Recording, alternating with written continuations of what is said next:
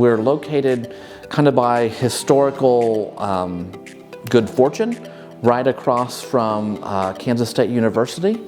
And so we are kind of right in the middle of everything. And mission is very important to this church. Mission and inclusion are the two main things I would say that they're concerned about. We have a great group of lay people in this church, the endowment committee, who work with the Kansas Area Foundation. And they manage quite a bit of assets. And I went to that meeting once, decided that everyone there knows about 5 times as much about this as I do, and that it is good hands, and I can put myself in other places. There are other places where my gifts and my graces for ministry are more needed.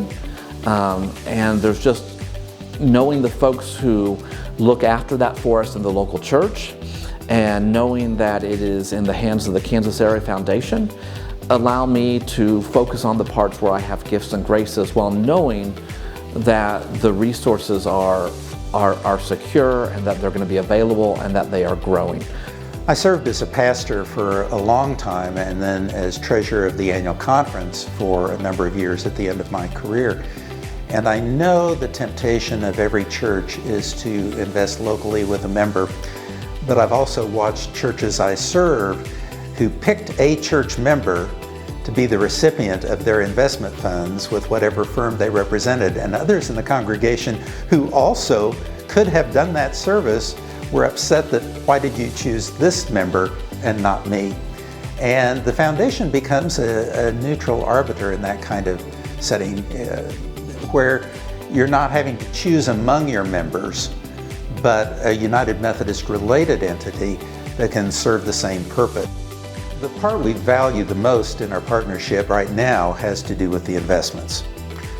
We're currently undertaking a major rebuild of our parking lots, for example, and we've been building reserves in the foundation so that when a project like this comes along, we've got the reserves available to manage the project and to pay for it without having to take out another loan. But not that long ago, we used the foundation to receive a loan to help us build a new addition to our church.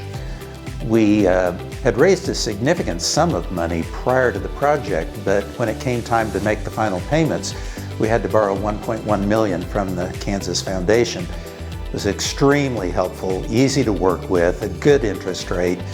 And being the treasurer of the church here, one of the things I have valued is, yes, we could borrow from a bank. It would have been a slightly higher rate, and the interest would have accrued to the bank, but by borrowing from the foundation, the interest accrued there, which meant they could afford to help even more churches with projects just like ours.